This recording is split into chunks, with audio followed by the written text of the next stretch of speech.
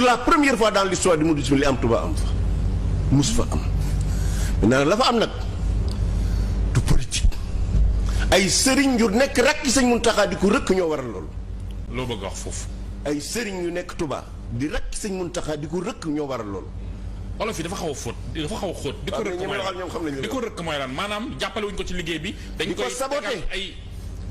te nga nee na ñooñu ay rakkam ay rakki sëñ Muntaxa sant Mbàkke ne moom ami ceeb Touba. sëñ Cheikh Thioro ci la bokk bu Pastef. non kooku c'est du ministre tey bokkuma waxuma ci ñooñu ça c'est du ministre. ñu gën a placé.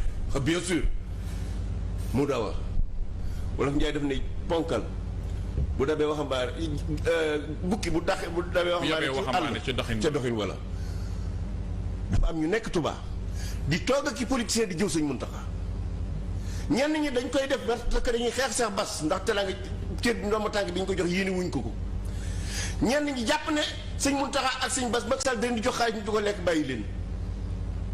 loolu lépp am na Touba. mais bien sûr saa di xew bëkk démb li mu feeñal mooy une crise profonde dans le top management de la confrérie des Mourides à Touba loolu moo feeñ.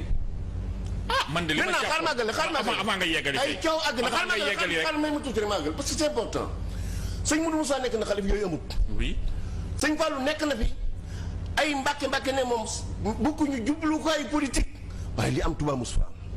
bu leen fàttee abonné te ngeen di bës cloche de notification bi moo tax lépp lu ñu dugal ci ay vidéo ngeen am ko.